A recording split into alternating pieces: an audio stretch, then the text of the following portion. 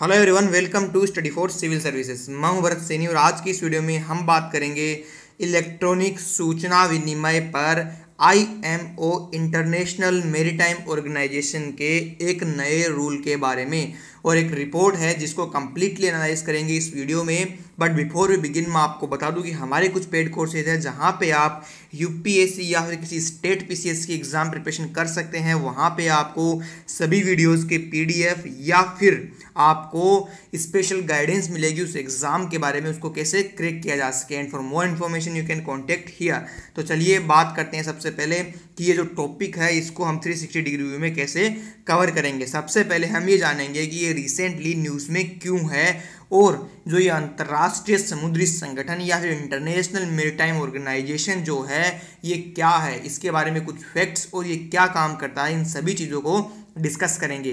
Finally एक ऐसा convention के बारे में डिस्कस करेंगे, FAL कन्वेंशन के बारे में, जिसके बारे में बात होती है जब भी हम इंटरनेशनल मैरीटाइम ऑर्गेनाइजेशन के बारे में बात करते हैं। और उसके बाद ये जानेंगे कि जो ये रिसेंटली नया रूल आया है उसके लिए जो रिपोर्ट है उसमें क्या कहा गया है, उसकी क्या इंपॉर्टेंट बातें हैं, उसमें क्या बताया गया है, उसके बारे में बात करेंगे। और फाइनली ये जानेंगे कि जो ये मैरीटाइम जो रिलेशनशिप है, इंडिया जो समुद्री रास्तों के थ्रू जो अपने व्यापार को बढ़ावा देना चाह रहा है या फिर अपने जो समुद्री जो व्यापार है उसको कैसे बढ़ा सकते हैं, उन सब चीज़ों के बारे में भारत की क्या स्थिति है उसके बारे में हम लास्ट में ये डिस्कस करेंगे। तो चलिए शुरू करते हैं। सबसे पहले ये जानते हैं कि ये रिसेंटली न्यूज़ में क्यों है। तो हाल ही में जहाज़ों और बंदरगाहों के बीच इलेक्ट्रॉनिक सूचना विनिमय को लेकर अंतर्राष्ट्रीय समुद्री संगठन आईएमओ ने वैश्विक स्तर पर एक नया नियम लागू किया है।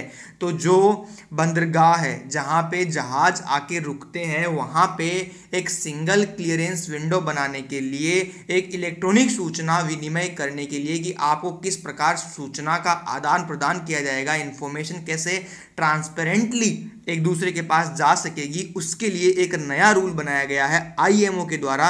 तो उसी के बारे में ये पूरा वीडियो बनाया है। तो चलिए बात करते हैं सबसे पहले कि इंटरनेशनल मैरीटाइम ऑर्गेनाइजेशन क्या है, अंतर्राष्ट्रीय समुद्री संगठन क्या है। तो सबसे पहले ये जानते हैं कि क्यों किसी एक देश के लिए समुद्री रास्ते सामरिक और व्यापारिक दोनों ही तरीकों से इंपॉर्टेंट होते हैं। तो समुद्र प्राकृतिक, सामरिक और व्यापारिक दृष्टि से विश्व के सभी देशों के लिए बहुत महत्व रखता है। ये प्राकृतिक संसाधन चाहे वो तेल हो या प्राकृतिक गैस हो, उनके लिए उनका एक मुख्य स्रोत है एवं समुद्र हमेशा से ही अंतर्राष्ट्रीय व्यापार का एक मुख्य मार्ग रहा है। समुद्र के प्राकृतिक और व्यापारिक महत्व के कारण ही विश्व के सभी देश अधिक से अधिक समुद्री क्षेत्र पर अपना अधिकार बताते हैं या फिर जताते हैं, जिससे कभी कभी कई देशों के बीच विवाद और अशांति की स्थिति उत्पन्न हो जाती है, चाहे वो साउथ चाइना सी के जैसी कंडीशन ही क्यों ना हो। और इस तरह की स्थिति वह समुद्री रास्तों से की जाने वाली हथियारों, नशीले पदार्थों और मानवों की तस्करी तथा समुद्री रास्तों में की जाने वाली समुद्री सुरक्षा के लिए बड़ी चुनौतियां हैं। तो ये जो इश्यूज है ये भी है समुद्री सुरक्षा के लिए बड़े इश्यूज हैं, बड़े मुद्दे हैं जो एक बड़ी चुनौती बन के उभर रहे हैं समुद्री सुरक्षा के लिए। अतः समुद्री यातायात और सुरक्षा के लिए अंतर्राष्ट्रीय समुद्री संगठन कार्यरत है। तो हमने ये जाना कि इंटरनेशनल मैरीटाइम ऑर्गेनाइजेशन क्या काम करता है और किस चीज़ के लिए कार्यरत है। अंतर्राष्ट्रीय समुद्री संगठन अंतर्राष्ट्रीय स्तर पर जहाज़ों की सुरक्षा तथा उनके सुधार और जहाज़ों से निकलने वाले प्रदूषण को रोकने के लिए गठित किया गया एक संगठन है। और ये जो संगठन है ये संयुक्त राष्ट्र या यूनाइटेड नेशंस की एक विशेष एजेंसी के रूप में काम करता है। इसका मुख्यालय कहाँ है? लंदन में है। और वर्तमान में 173 कंट्रीज इसके सदस्य हैं। और ये समुद्री यातायात से जुड़े कानूनी और आर्थिक मामलों के साथ साथ समुद्री यातायात को सुगम बनाने के लिए भी काम करता है। और इस संगठन की स्थापना 17 मार्च 1948 को संयुक्त राष्ट्र के तत्वाधान में कहाँ हुई थी? जिनेवा में हुई थी। और इसके महासचिव, वर्तमान महासचिव हैं कोरिया गणराज्य के किटाम लिम, जो कि 1 जनवरी 2016 से 1 जनवरी 2020 तक रहेंगे, जो कि 4 साल के लिए इस पद पे नियुक्त किए गए हैं। अब बात करते हैं FAL कन्वेंशन के बारे में। तो FAL कन्वेंशन क्या है? तो जो डेटा है उसके लिए एक सिंगल विंडो क्लियरेंस, जिसको आप जान सकते हैं कि आपको डेटा को बार बार रिप्लिकेट न करना पड़े, कि एक डेटा यहाँ पे भी है, वही डेटा यहाँ पे भी है और वही डेटा यहाँ पे भी है, उन सभी डेटाज को बार बार अपडेट किया जाए। सपोज कि अगर आपका पूरा डेटा सिर्फ एक जगह होगा तो अगर उसी डेटा की एक्सेस आप कहीं भी दे सकते हैं और वहीं से यूज़ करके हम एक सिंगल विंडो क्लियरेंस कर सकते हैं कि जो भी जहाज वहाँ आएगा, जो भी व्यक्ति उस बंदरगाह पे आएगा या जो भी माल वहाँ पे इंपोर्ट हो रहा है, एक्सपोर्ट हो रहा है, उनके लिए एक सिर्फ सिंगल विंडो क्लियरेंस रख दिया जाए। एक वहाँ पे एक सिंगल विंडो होगी जहाँ पे डेटा आएगा और वहीं से डेटा जाएगा, तो इससे डेटा के आदान प्रदान में सुगमता होगी। तो ये है FAL कन्वेंशन के बारे में एक पॉइंट। अब बात करते हैं नेक्स्ट पॉइंट के बारे में। तो FAL कन्वेंशन में नियमों को सरल बनाने, जहाज़ों के आगमन, रहने और प्रस्थान को लेकर दस्तावेजी औपचारिकताओं और प्रक्रियाओं को शामिल किया गया है और इस अनुबंध पर 121 सरकारों ने हस्ताक्षर किए हैं FAL कन्वेंशन पे। अब बात करते हैं कि IMO ने जनरल डिक्लेरेशन, कार्गो डिक्लेरेशन और ships store declaration, crew effect declaration, crew list, passenger list और डेंजरस गुड्स जैसे डॉक्यूमेंट्स के लिए मानकीकृत फॉर्म जारी किए हैं और इन फॉर्म्स के थ्रू हम क्या कर सकेंगे, उस डेटा को ले सकेंगे कि आपको क्या काम करना है, उसके लिए कौन सा डिक्लेरेशन आपको देना है, वो आप स्पेसिफिक डिक्लेरेशन वहाँ से लीजिए, अपने डेटा को फिल कीजिए और फाइनली वो डेटा एक सिंगल विंडो पे अपलोड किया जाएगा। इसके अलावा 5 अन्य दस्तावेजों की भी ज़रूरत है, जिनमें शामिल है सुरक्षा पे दस्तावेज, जहाज़ों से निकलने वाला कचरा, सीमा शुल्क जोखिम के मूल्यांकन के लिए इलेक्ट्रॉनिक कार्गो की अग्रिम जानकारी पर दस्तावेज और 2 यूनिवर्सल पोस्टल कन्वेंशंस और अंतर्राष्ट्रीय स्वास्थ्य नियम के तहत दस्तावेज। इस प्रकार के दस्तावेजों की भी वहाँ पे रिक्वायरमेंट है।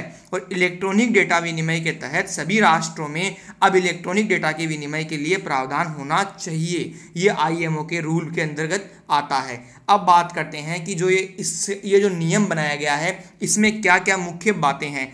तो ये नियम सीमा पार व्यापार को सरल बनाने और लॉजिस्टिक चेन को अधिक कुशल बनाने के लिए बनाया गया है। और ये भी हमको पता है कि जो पूरी दुनिया में जितना ट्रेड हो रहा है उसमें से 10 बिलियन टन से अधिक का माल कारोबार समुद्र के रास्ते से किया जा रहा है। और ये नियम जो बनाया गया है समुद्री व्यापार में प्रशासनिक बोझ को कम करेगा और समुद्री व्यापार तथा संचार की दक्षता बढ़ाएगा।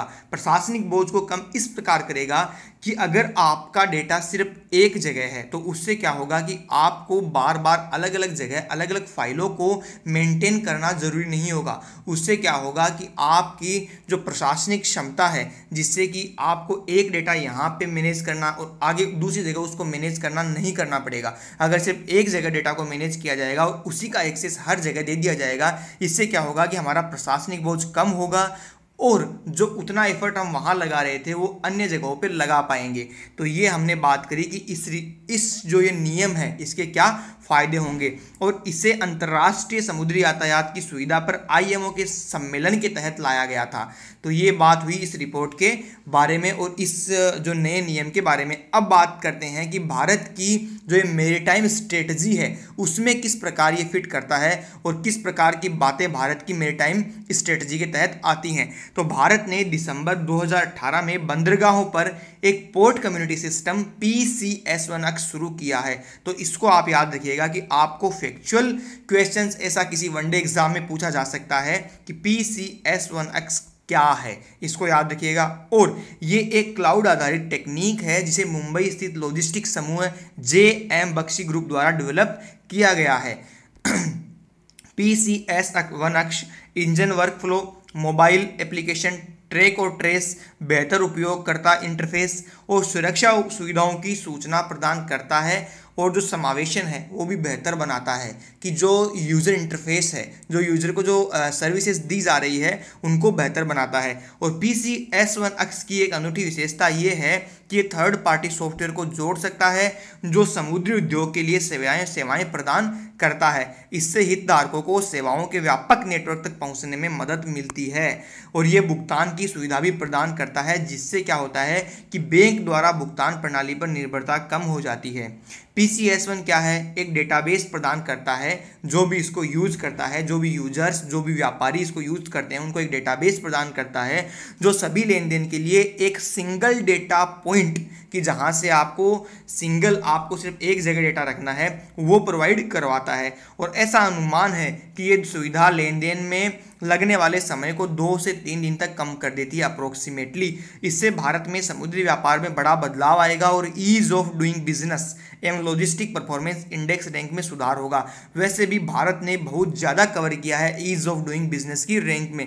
अब आप बताइएगा कमेंट सेक्शन में कि भारत ने 2014 से लेकर 2018 तक किसे इंप्रूव किया है ईज ऑफ डूइंग बिजनेस की रैंकिंग में।